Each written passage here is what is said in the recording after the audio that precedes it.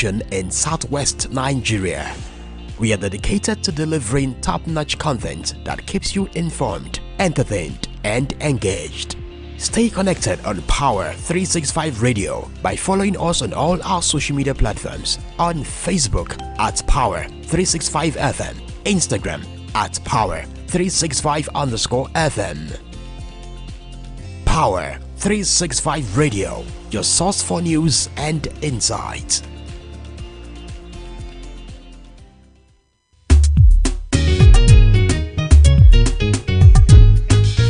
Don't turn off your radio. You are listening to Power FM. This is 365 Power.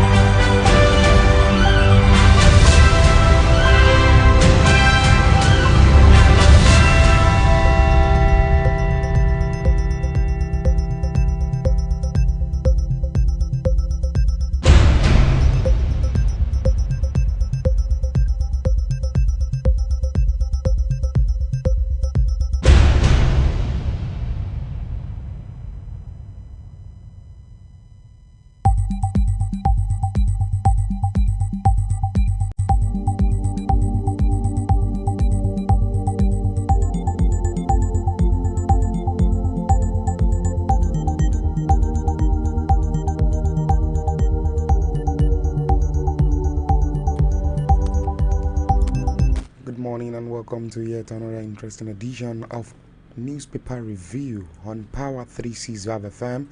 I am Hibidapo Miracle Oluwadamilola, ably representing Olamide. This morning, I have with me the Punch newspaper. Federal government repatriates 190 Nigerian from UAE. And as I'm able to cite this earpiece boss advocates nationalism over ethnicity. And also Trump's attend Republican convention with bandage air after assassination attempt. Okay, I'm able to cite this also. Scammers hack Osun's governor's phone number. Minimum wage, tenable labor meet Thursday. Lagos LGs demand more allocations. One arrested as community foils Lagos businessman abduction. NLC making itself a milestone rather interloper, that's coming from LP. Reps to amend standing orders for e-petitions. No one can stop Halia's second term, says Gamade. Governors can pay 200,000 minimum wage in regional government. That's coming from a senator. Okay, this morning a lot of headlines, so please do well to follow us on all our social media handle, on Facebook at Power365FM, on YouTube at Power365FM, and on TikTok at Power365 Online Radio. I will be back to give you more details regarding all the headlines I've been able to deploy to, and please stay tuned. I'll be right back.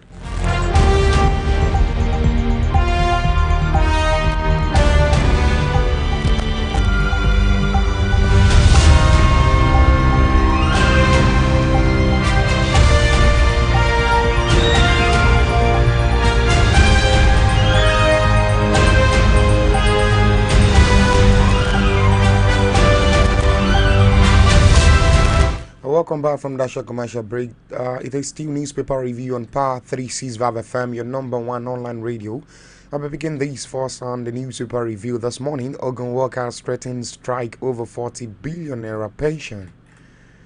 The organized labor union in Ogun State on Tuesday threatening industrial actions over the failure of the government to remit over 40 billion naira contributory pensions deducted from the workers' salaries in the last 15 years. The unions, which include the Trade Union Congress, Nigerian Labour Congress, and Joint Negotiation Council, disclosed these in a letter written to Governor Dakpo Abiodun. The letter, a copy of which was sent to our correspondent, was signed by the chairman TUC, Comrade Akim Lasisi, his NLC counterpart Ahmed Benkoud Ademola, and JNC chairman Isa Olude. The Labour Union said that despite setting up a committee on these contentious issues in October 2022, the state government has refused to make the report of this committee public. They claim that they were forced to write the letter to the governor because less than a year, July 1st, 2025, which is the effective date for the contributory pension scheme, according to the 2013 State Pension Reform Law amended in 2008, there is nothing on ground to justify the sincerity of the government towards implementation of this pension scheme. The Labour Union said we are talking of over 40 billion naira unremitted deductions. The government altogether hold over 160 months. Former Governor Benga Daniel hold 25 months before he left office. Ex-Governor Amoson paid just only 9 months out of his 8-year tenure, while Governor Abiodun has not paid a dime since he came to office in 2019. You can pick up a copy of Punch newspaper and read further details on that as August workers threaten strike over 40 billion naira pensions unpaid.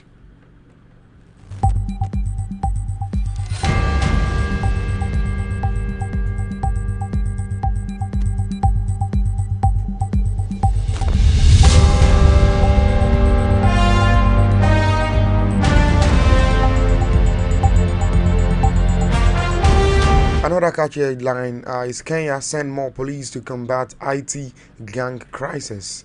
Another 200 Kenyan police officers has been left for Haiti under a UN-backed mission to try to quell rampant gang violence in the troubled Caribbean nation. Senior police officers said Tuesday, we have 200 police officers who left last night. They should an India destination of Haiti this morning, one senior officer told AFP.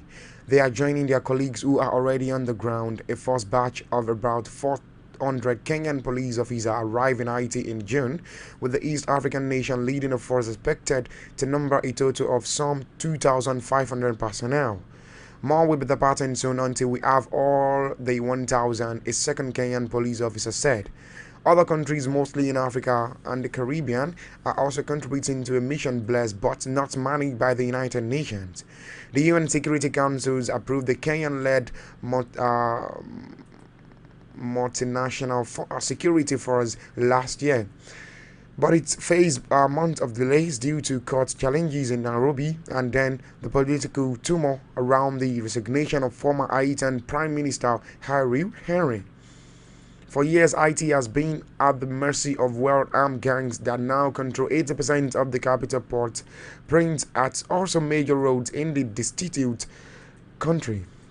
Conditions sharply worsened at the end of February when armed groups launched coordinated attacks in Port-au-Prince, saying that they wanted to overthrow Henry, who later resigned. You can pick up a copy of the Punch newspaper and read further details on that as Kenya send more police to combat IT gangs crisis. 20 minutes away from 10 a.m. Nigerian time. This is still newspaper review on Power365 FM.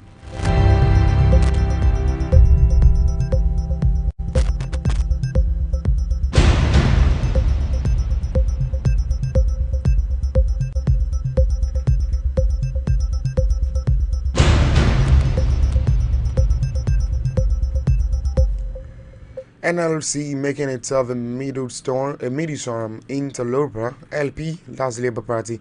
The Labour Party on Monday won the Nigerian Labour Congress to desist from dragging the party and its leadership in the mud to appease their alleged sponsors. This was even as the opposition party reiterated that former Anambra State Governor Peter Obi and Julius Obure remain their presidential flag bearer and national chairman respectively. The warning was issued in Abuja by the Director General of the LP Directorate on Mobilization and Integration, Marcel Ngbogbei. Ngbogbei was reacting to a statement credited to NLC National Transition Committee, which allegedly referred to Abure as a former LP national chairman. The statement further directed party stakeholders to boycott the planned Congress by the LP in Anambra, Imo, Delta, and the Federal Capital Territory. But in its reaction on Monday, the LP Directorate on Mobilization described the circular as childish, malicious, and misleading, stressing that the NLC has no authority to set up any transition committee for any party in Nigeria. Ngbogbei further urged the NLC to act responsibly by respecting the reconciliation move initiated by Obi or seek legal redress if they feel the need to do so. He said the transition committee has become a destructive agent, simply working for the government to eliminate any perceived opposition structure in the country. The citizens are groaning on the government policy that have left the Nigerian workers poorer. Pick up a copy of the Punch newspaper and read further details on that, as NLC making itself middle-storms interlopers Labour Party.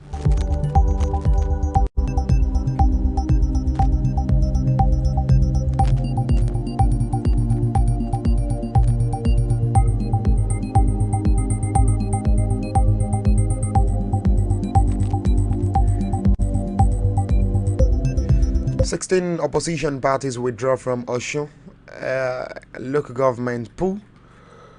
16 opposition political parties in Osun State have announced their withdrawal from the forthcoming local government election.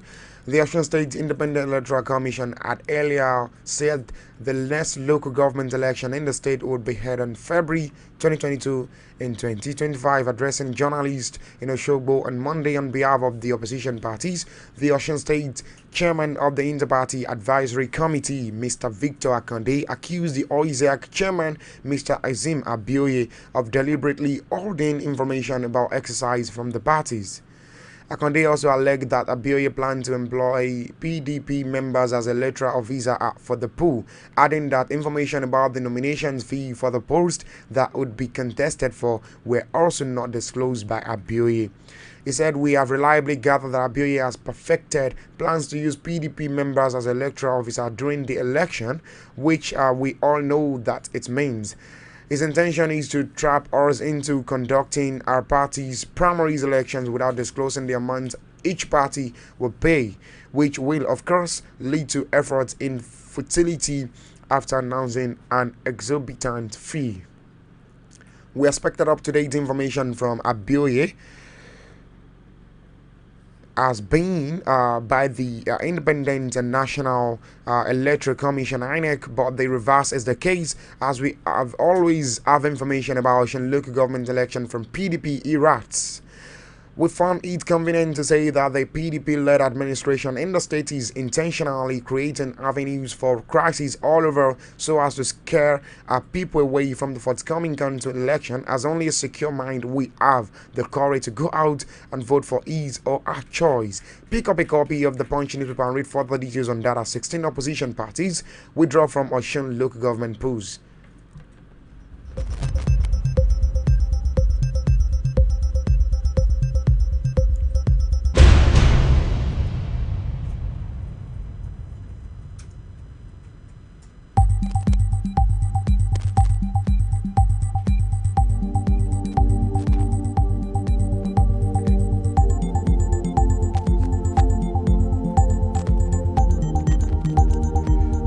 On the business scene this morning, Dangote Group targets $30 billion revenue to strengthen Naira.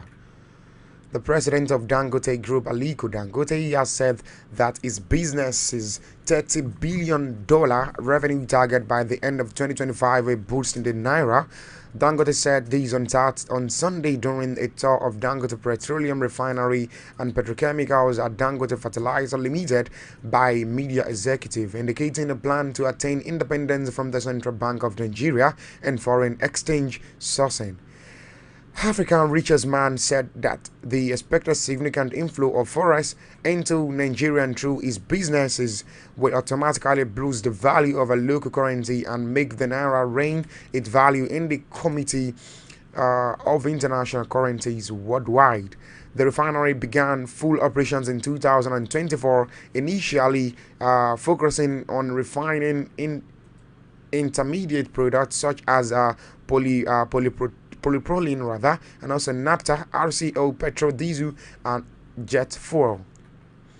He explained that the refinery entered its steady state production phase in March 2024. Additionally, he anticipated production ramping up to 500,000 barrels per day with 15 crude oil cargoes per month, by August increasing to 550,000 BPD by the end of the year, and aiming for 650,000 BPD by the first quarter of 2025.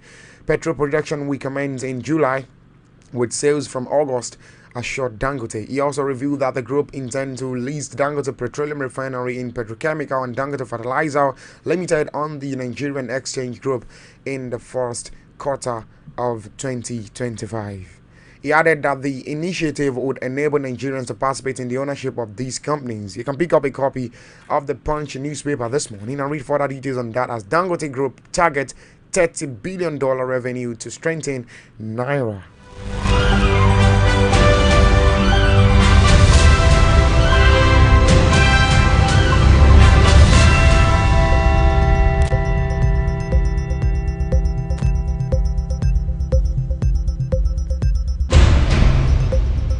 Welcome back. Our Citizen Forum to address illicit fund controls. The need to stem illicit financial flows into the African continent will be one of the focal points of discussions at this year's Citizens Forum, scheduled to be held in Accra, Ghana. This was disclosed in a joint press statement signed by the organizer, executive directors of the Coalition for Dialogue on Africa, and head of Secretariat of the African Union High-Level Panel on IFFs from Africa, MS Southard Eden Osman, Principal Coordinator and also head of Secretariat, African Union Economic, Social and Cultural Council, Mr. Williams Kariu, and also Executive Secretary of the African Union Advisory Board Agent Against Corruption, MS Charity Ainel Echimunwa.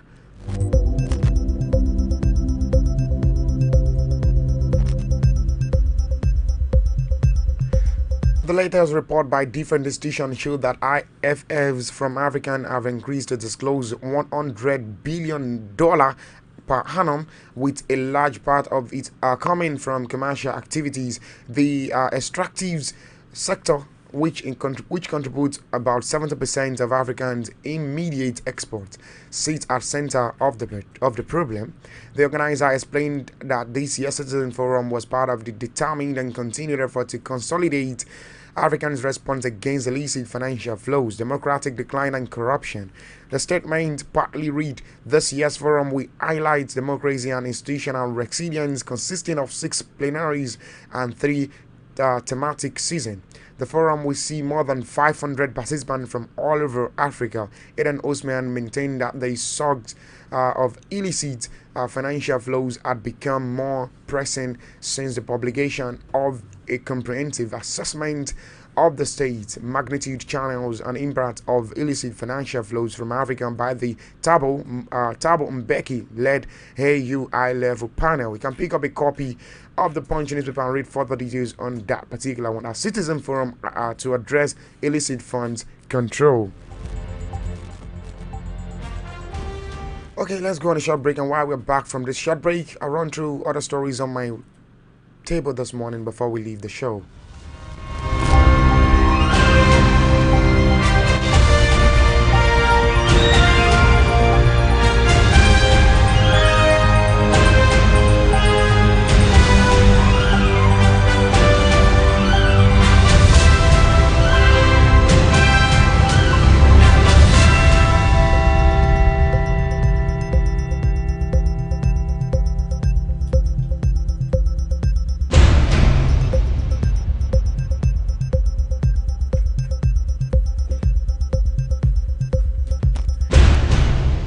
Welcome back from that short commercial break. Still on the business side, MOG projects over 1 trillion naira Zenith Bank profit in 2024. Zenith Bank Group Managing Director, Chief Executive Officer Dr. Adaura MOG has said that the bank is on track to surpass 1 trillion naira in profit at the end of the financial year 2024. MOG, who assumed the role of GMD CEO, that's General Manager and CEO, in June, said that this bank recently had a capital markets day in Lagos. She also revealed that the bank was planning to expand its operations to France and other francophone African countries, set up a fintech subsidiary, and raise about 230 billion naira in the ongoing recapitalization.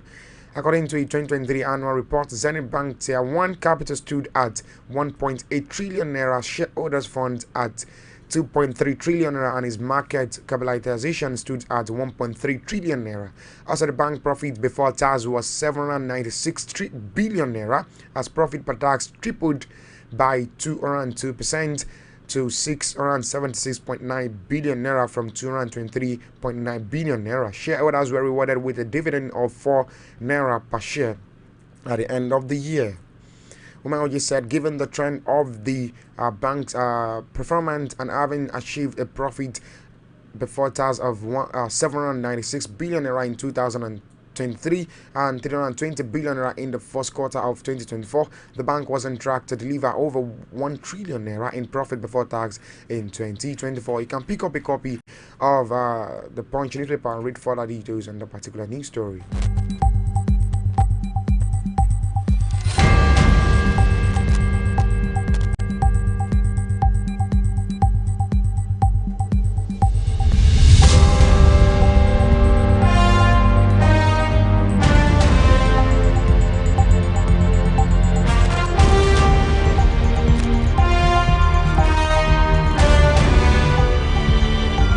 Okay, on the sports scene, NFF debunks Renard Eagles rumor. President of the Nigerian Football Federation, Ibrahim Gusau, has dismissed report that the France women's national team coach Avril Renard is being considered for the Super Eagles job by the federation. The Eagles has been without a head coach since Finidi George resigned in June.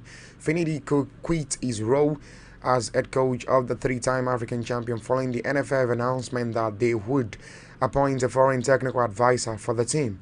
The decision came after an outcry by the football-loving Poplands following their team's poor performance, including a shock defeat to Benin Republic in the 2026 World Cup qualifier last month.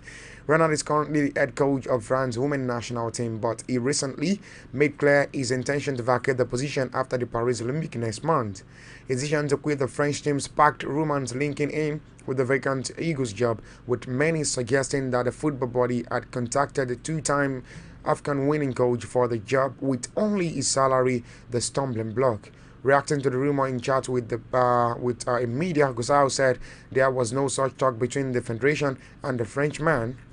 I am not aware of that for now, he said, on the claim that the NFF would have to break the bank to pick the French coach, a hefty demand of $180,000 monthly salary. The NFF boss added, did you see it from any NFF communication channel? He said, from some of those that are always trying to create confusion. Renard previously managed the Zambian national team, which won. He won the 2012 African Cup of Nations. He also won the competition in 2015 with Ivory Coast, becoming the first coach to win 2 African Cup of Nations with different themes. In addition, he coached Morocco at the 2018 World Cup. You can pick up a copy of Punch newspaper, and read further details on that particular one as NFF debunk Renard's Eagles rumor.